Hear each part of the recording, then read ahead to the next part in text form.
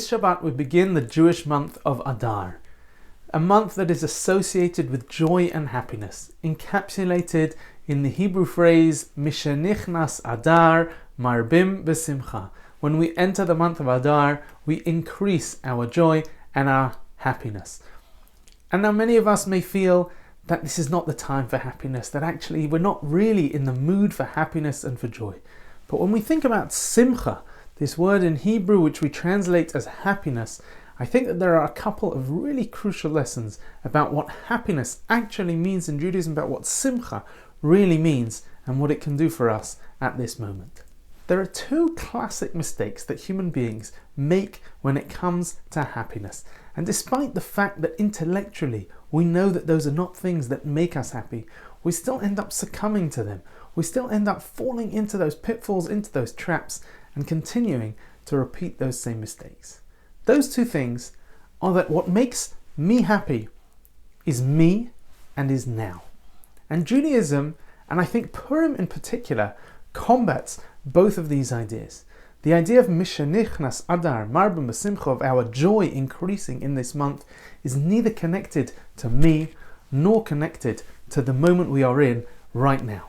On Purim itself, perhaps the pinnacle of this joyous month, we have 4 mitzvot, 4 main commandments of the day. Number 1 is to read the Megillah, to talk about the story, and perhaps we'll come back to that in just a moment.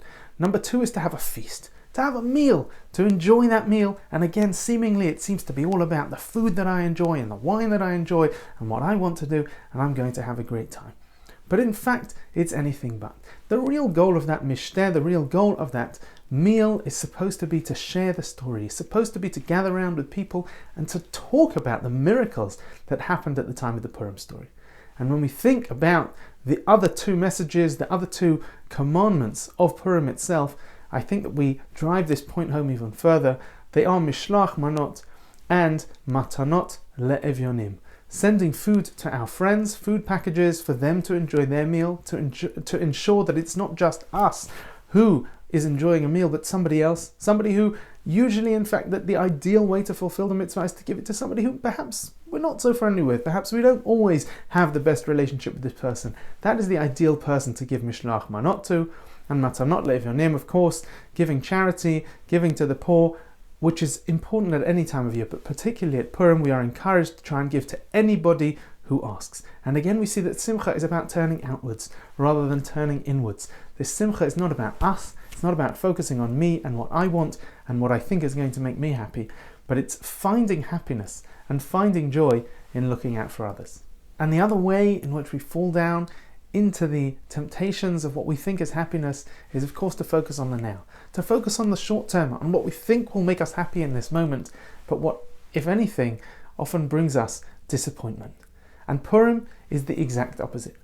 Purim is about recognizing that throughout the Purim story there was a hand that was guiding, that even through the deepest challenges, even through the most difficult times, even through those moments where there seemed to be no hope, that actually the Almighty was there. He may have been hidden, but the miracles of Purim show that He was there all along. He was there helping us along that long and slow journey of life.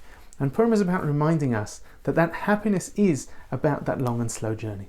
And more than that, Purim actually sows the seeds for what we will, please God, celebrate the month after Purim, which is of course Pesach. Purim sows the seeds. Purim helps us to recognize that happiness is about beginning projects, beginning something which is going to flourish, which is going to grow into something greater, which is going to give us greater joy down the road. It's about, in a sense, foregoing this moment in order to recognize that in the long term, things will be better, that we will have the opportunity to take the challenges of today and make them into the fruits and the beauty and the wonder of tomorrow.